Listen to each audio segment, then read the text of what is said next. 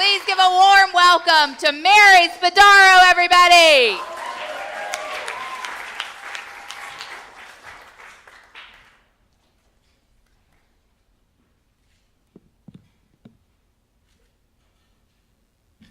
Hello, my name is Mary Spadaro. Spadaro is very Italian. Speaking of Italians, see that transition?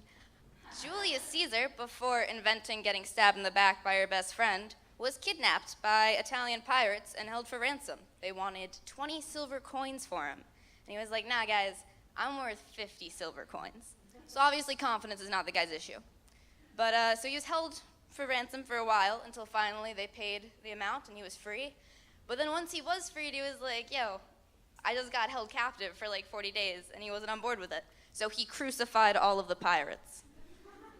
Which might seem a little bit extreme, but Italian beef kebabs are fantastic, so they did not die in vain. I personally am not that worried about getting kidnapped, because I feel like after 5 hours of me asking the pirates if like they're mad at me because I'm insecure about the stability of our relationship, they're gonna pay my dad to take me back. Recently, people have noticed that Russia is a bit of a loose cannon when it comes to anything. I've known about this since I was 9 because I had a Russian gymnastics coach, and she used to threaten to beat me if I didn't do handstands on the balance beam.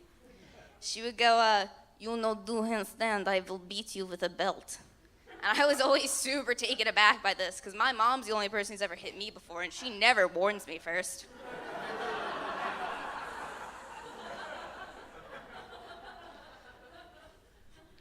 If I was a snake, I'd be super insecure about how dry my skin was.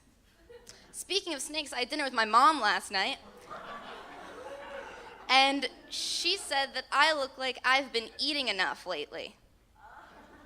I was like, you look like you've been breathing enough lately. Hopefully soon we can both cut back. One of my biggest, pick-me-ups is when I go to the pharmacy to pick up my Prozac prescription, and the guy at the pharmacy flirts with me, because that means he saw the Prozac and still decided to give it a go.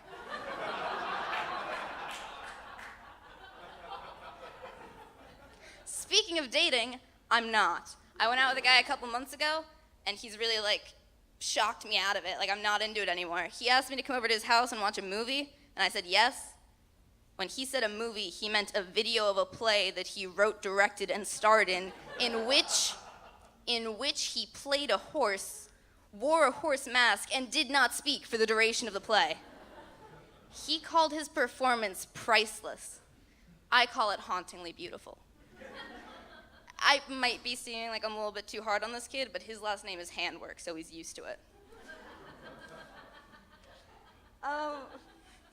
My grandmother is a really great lady. She likes water aerobics, scrapbooking. She goes to mass 5 days a week. And she also photoshops old family members out of family pictures once they're divorced.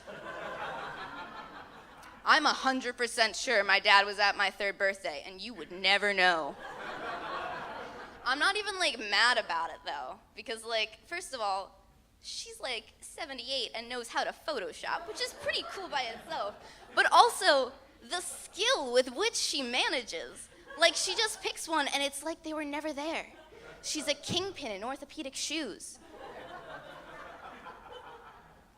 I don't know if you guys have seen the movie Saving Private Ryan or not, but the opening scene of that movie is when military officials are informing this family that 3 of her kids are dead in the war and that the other one is lost somewhere in France. She doesn't take it well.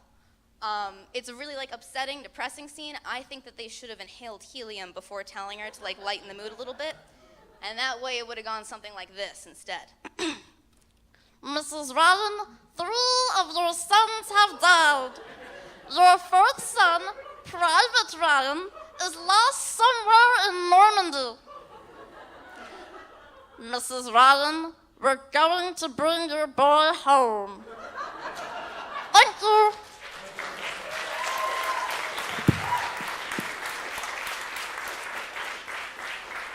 Give it up for Mary one more time.